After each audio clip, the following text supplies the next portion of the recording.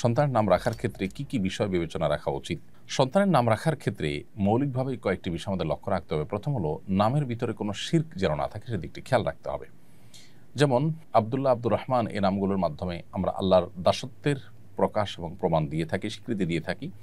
এখানে যদি এমন কোনো নাম থাকে যেমন আব্দুল উজ্জা, আব্দুল অমুক তমুক, এমন কিছু থাকে যেগুলো আসলে শিরকের পর্যায়ে যায়, তাহলে সেক্ষেত্রে সেরকম নাম রাখা যাবে না। আল্লাহ ছাড়া অন্য কারোর গোলাম হিসাবে কেউ নিজের নাম রাখলো, যেমন আব্দুল মুস্তাফা রাখলো, মুস্তাফার গোলাম, তো সেক্ষেত্রে এরকম শিরকপূর্ণ নাম থেকে আমাদের বিরত থাকতে হবে এগুলো রাখা থেকে। দ্বিতীয়ত, অমুসলিমদের সঙ্গে যে সমস্ত নামগুলো তাদের সাথে সামঞ্জস্যতা রাখে বা তাদের বিশেষণ আছে এরকম নাম মুসলমানদের সন্তানদের জন্য রাখা, এটিও নিষিদ্ধ এবং নাজায়েজ। এবং সেই সাথে যে নামের অর্থ মন্দ, সেটার অর্থের মধ্যে খারাপ কিছু আছে সেটা। আর 4 নম্বর হলো, যেই নামের মধ্যে অহমিকা প্রকাশ পায় এরকম কিছু বা নিজের বড়ত্ব এবং পবিত্রতাকে প্রকাশ করবার জন্য নাম ধারণ করা, সেগুলো মূলত নিষিদ্ধ। এই মৌলিক বিষয়গুলোকে মাথায় রেখে যদি আমরা নামকরণ করি ইনশাআল্লাহ ঠিক আছে। কোনো ব্যক্তির নামের মধ্যে পুততা, পবিত্রতা, তার ভালো দিক প্রকাশ হতে পারে, সেটা সমস্যা নেই। কিন্তু এটা প্রকাশ করার উদ্দেশ্যে নামকরণ করা, বিশেষ করে যেটা নিছকই অহমিকারী বার্তা বহন করে, সেরকম নাম রাখা, বিশেষ করে অহমিকা প্রদর্শনের উদ্দেশ্যে, সেটি নাজায়েজ। নাম রাখার ক্ষেত্রে আমাদের কয়েকটি স্তর আছে। সবচেয়ে ভালো নাম রাখা হবে তখন যদি আমরা আব্দুল্লাহ, আব্দুর রহমান রাখি। নবী সাল্লাল্লাহু আলাইহি ওয়াসাল্লাম পরিষ্কারভাবে হাদিসে বলেছেন আব্দুল্লাহ, আব্দুর রহমান হলো সবচেয়ে উত্তম নাম। দ্বিতীয় স্তর হলো, আব্দুল্লাহ, আব্দুর রহমানের পর আল্লাহর আরও যে গুণবাচক নামগুলো আছে সেই সব নামের শুরুতে আব্দুন যুক্ত করে যে সমস্ত নাম রাখা হয়, যেমন আব্দুস সবুর, আব্দুল কাদের, আব্দুর রহিম ইত্যাদি ইত্যাদি যে নামগুলো আছে সেগুলো। মেয়েদের ক্ষেত্রে এই সব নামের ক্ষেত্রে শুধু আমাতুন যুক্ত করলে হয়ে যাবে, আমাতুল্লাহ, আমাদুর রহমান, আমাদুস সবুর ইত্যাদি ইত্যাদি। আর তৃতীয় নম্বর যে নামগুলো, সেগুলো হলো নবী রাসূলদের নাম। যে সমস্ত নবী রাসূলদের নাম কোরআনে এসেছে, হাদিসে এসেছে, তাদের নামে নামকরণ করা। মেয়েদের ক্ষেত্রে মেয়েদের নবী রাসূলদের পরিবারের কারোর নাম থাকলে সেগুলো আমরা অনুসরণ করতে পারি, ঈমানদার তাদের পরিবার, বংশধরদের, সহচরদের। আর চতুর্থ হলো সাহাবায়ে কেরাম, তাবেঈ এবং নেককার যে সমস্ত পূর্বসূরীরা চলে গেছেন তাদের নামে নামকরণ করা। এবং 5 নম্বর হলো যে কোনো সুন্দর অর্থবহ নাম রাখার ক্ষেত্রে 5টা স্তর মাথায় রেখে আপনি নাম রাখতে পারেন সন্তানের।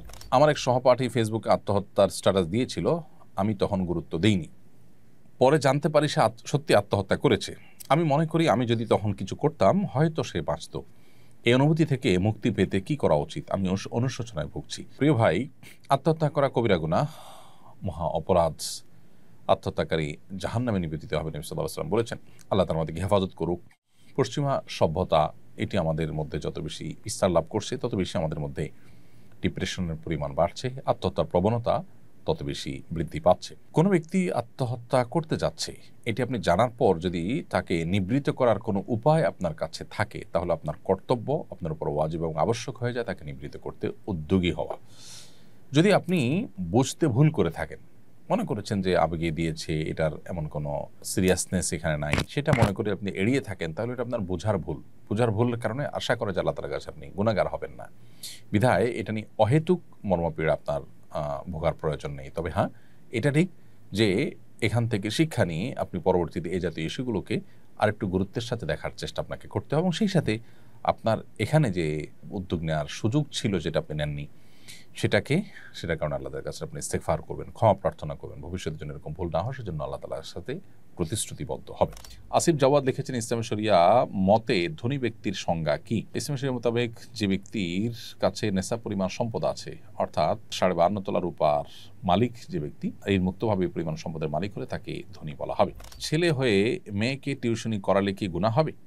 আর ছেলে ছাত্রের টিউশনি করলেও যদি ছাত্রের মায়ের সঙ্গে নিয়মিত যোগাযোগ করতে হয় তাহলে সেটা কি গুনাহের অন্তর্ভুক্ত হবে কিনা? আপনি প্রাপ্তবয়স্কা মেয়েকে কিংবা প্রাপ্তবয়স্ক হওয়ার কাছাকাছি যেটা দেখতে প্রাপ্তবয়স্ক হওয়ার মতো হয় সেরকম মেয়েদেরকে পড়ানোটা আপনার জন্য গুনাহের কথা। যদি পর্দার মধ্যে রেখে পড়াতে পারেন এবং অন্যান্য মেয়েদের সাথে পড়ান এবং সেক্ষেত্রে ফিতনা থেকে আপনি নিজেকে সেভ করার জন্য শত চেষ্টা করেন এবং আপনি টিকে থাকতে পারেন, তাহলে সেটা করতে পারেন। কিন্তু পর্দার বিধান লঙ্ঘন করে যদি পড়ান সেটা গুনাহের ব্যাপার হবে। আর শিক্ষার্থীর মায়ের সাথে, ছাত্রীর মায়ের সাথে যোগাযোগ করার যে ব্যাপারটা, সেটাও প্রয়োজন যতটুকু হয় ততটুকু।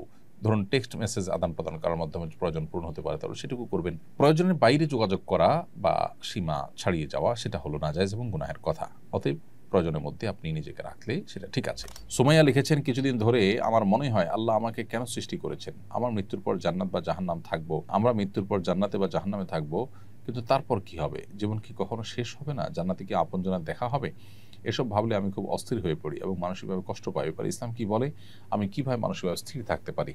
আপনি আল্লাহ তাআলার কাছে দোয়া করবেন, আল্লাহ যেন শয়তান থেকে, শয়তানের ওয়াসওয়াসা থেকে আপনাকে হেফাজত রাখে। কারণ শয়তান মানুষের মধ্যে এ ধরনের অস্থিরতা তৈরি করে এবং শয়তান মানুষকে নানাভাবে বিচলিত করে, বিভ্রান্ত করে। এই জন্য আপনি দেখবেন নামাজের শুরুতে, কোরআন তেলাওয়াতের শুরুতে, এমনকি সন্তান জন্মগ্রহণ করার পর শুরুতে তার জন্য দোয়া করা, সব ক্ষেত্রেই কিন্তু শয়তান থেকে পানা চাওয়ার দোয়া রয়েছে। পদে পদে নবী করিম সাল্লাল্লাহু আলাইহি ওয়াসাল্লাম কেন আমাদেরকে শয়তান থেকে পানা চাইতে বলেছেন আল্লাহর কাছে? কারণ শয়তান আমাদেরকে এইভাবে নানাভাবে ক্ষতিগ্রস্ত করে। আউযু বিল্লাহি মিনাশ শাইতানির রাজিম বেশি বেশি পড়বেন, ইনশাআল্লাহ আপনার এই মানসিকতা দূর হবে। এছাড়া আপনি কোনো রাখি শরণাপন্ন হয়ে রুকিয়াও করতে পারেন। ইনশাআল্লাহ শয়তানি থেকে আল্লাহ তাআলা আপনাকে হেফাজত রাখবেন।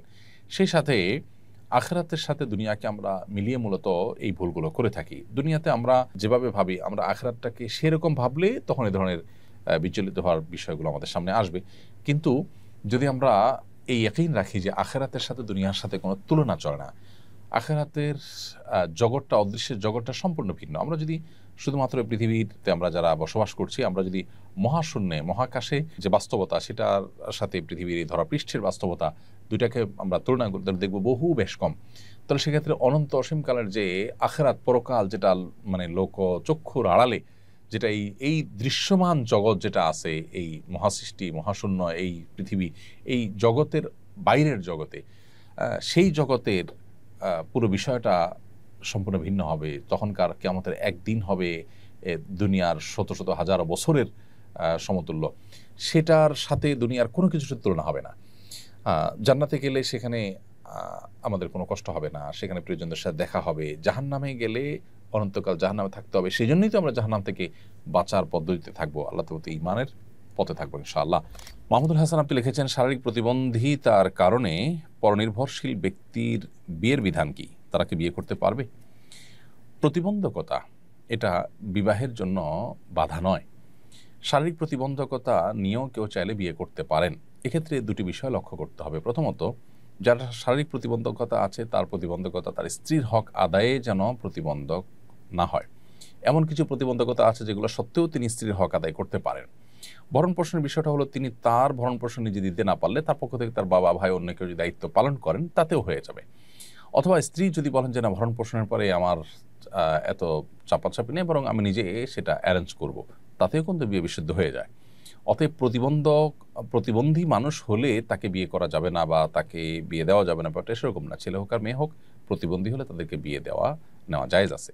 শুধু দেখতে হবে যে এই প্রতিবন্ধকতা যেন নিজের জীবনসঙ্গীর কোনো হক আদায় করার ক্ষেত্রে তাকে তিনি যেন অপারক না হন। আর দ্বিতীয়ত যে বিষয়টি, সেটি হলো যে তার যে সঙ্গিনী, তিনি যদি এই বিষয়টি জানেন যে তিনি এই দিক থেকে প্রতিবন্ধী, তাহলে সেক্ষেত্রে সেটা জানা সত্ত্বেও তিনি যদি রাজি থাকেন, তাহলে বিবাহ সম্পূর্ণ বিশুদ্ধ। শরীয়ত সেখানে কোনো প্রকার ইন্টারফেয়ার করে না। আমার আব্বুর চাপে দানুর দেওয়া জমি বন্ধক রেখে ব্যাঙ্গালোর নিয়েছিলেন। এখন লোন শোধ না হওয়ায় সেই জমি নিলামে যাওয়ার পথে, এতে কি আম্মুর কবরে শাস্তি হতে পারে? আর সন্তান হিসেবে আমাদের করণীয় কি? প্রথম কথা হলো যে অন্যায় নির্দেশ এটা কারোরই পালন করা উচিত নয়। আপনার বাবা যতই চাপ দিয়েছেন, আপনার মায়ের উচিত ছিল এটাকে ডিনাই করা। হারাম কাজে কেউ প্রেসার দিলেও সেটাকে ডিনাই করা উচিত। তারপরে যদি তার ডিনাই সত্ত্বেও তাকে নিরুপায় করা হয়, এরকম পর্যায়ে নিয়ে যাওয়া হয়, তাহলে আশা করা যায় তিনি এর দায় থেকে মুক্ত থাকবেন। তারপরও যেহেতু এ ধরনের একটা গুনাহের কাজের সাথে তিনি জড়িয়েছেন, সন্তান হিসেবে আপনাদের কর্তব্য হলো এখন তার জমি বিক্রি করে হলেও ঋণ পরিশোধ করে দিবেন। এবং তিনি যে অন্যায় কাজ করেছেন, হোক সেটা চাপের কারণে করলে হয়তো অন্যায়ের মাত্রা কমবে, কিন্তু তার অন্যায় তো অবশ্যই হয়েছে। যেটুকুই হোক, সেই জন্য আল্লাহ তাআলার কাছে মায়ের তরফ থেকে মাগফিরাত তলব করবেন, কামনা করবেন, ইস্তেগফার করবেন, আল্লাহর কাছে মাপ চাইবেন।